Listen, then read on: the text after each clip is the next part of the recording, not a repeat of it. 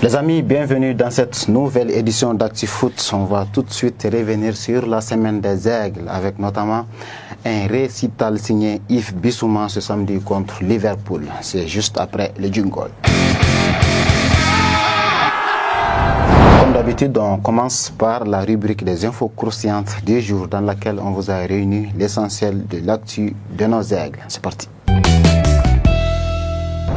En Premier League, Abdoulaye Doucouré et Everton ont réchuté le samedi passé après avoir signé une victoire sensationnelle le week-end surpassé. En ouverture de la 7e journée, ce samedi, les Toffees ont été surpris et vaincus sur leur propre pelouse par le promu Luton Town. Doucouré et ses partenaires ont déjà perdu 17 points en Premier League cette saison. C'est vraiment incroyable. De leur côté, Cheikh Doucouré et Crystal Palace ont fait sensation à Old Trafford ce samedi en battant 1-0 les Red Devils. Le milieu de terrain malien a été hyper déterminant pour les Eagles dans l'entrejeu grâce à ses interventions musclées et sa justesse dans les passes. Le milieu malien a pu éteindre presque à lui tout seul les milieux mancuniens Casemiro et Mason Mount. La note de 7+ qu'il a reçue après le match confirme nos dires. Avec Wolverhampton, Boubacar Traoré, El Feno a aussi réalisé une prestation tape à l'œil samedi lors de la victoire surprenante de 2-1 des siens contre Manchester City. Entré dans le second acte, le milieu de terrain malien s'est montré très enthousiaste avec notamment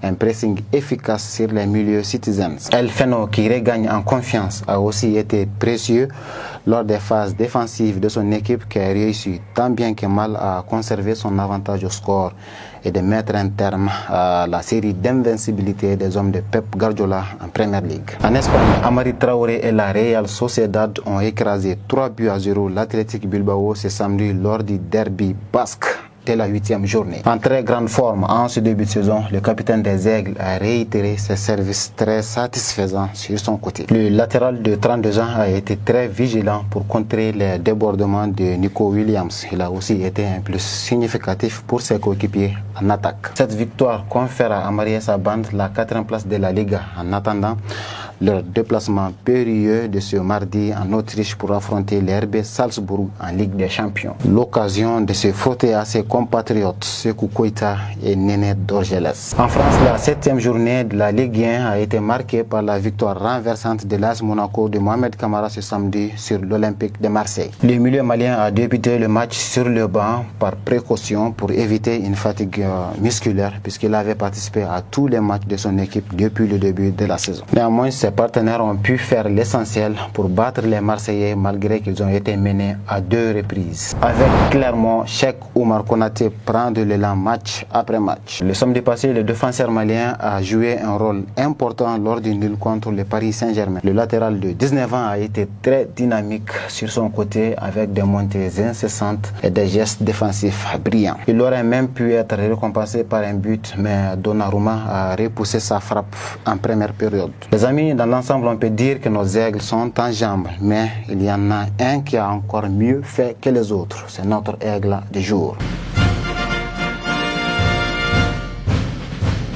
Auteur encore d'un match phénoménal contre Liverpool le samedi passé, Yves Bissouma a brillé plus que tous les Maliens qui jouent en Europe, à notre avis. Après son masterclass contre Arsenal il y a quelques jours, on était nombreux à attendre comment il va s'y prendre cette fois-ci face aux stars de Liverpool. Et il faut dire qu'il a été à la hauteur de ce rendez-vous, puisque le Malien a beaucoup pesé dans l'entrejeu. Grâce à son jeu court et sa qualité de passe, le nouveau chouchou des supporters des Spurs a pu contrôler les débats du milieu à sa guise. Il a aussi été d'une grande importance à la récupération. C'est d'ailleurs lui qui cause la suspension prématurée de Curtis Jones, ce qui va permettre aux Spurs de reprendre le contrôle du jeu et de battre les Reds au terme d'un match scandaleux. Puisque oui, le score final aurait bien pu être différent si le but de Luis Diaz en première période avait été accordé. Il avait été refusé pour hors-jeu sans l'intervention de la VAR, mais c'était une erreur manifeste que le corps arbitral a reconnu après le match. Les amis, voici en gros les infos qu'on avait à vous partager. Prenez beaucoup soin de vous en attendant le prochain numéro d'ActuFoot. À très vite.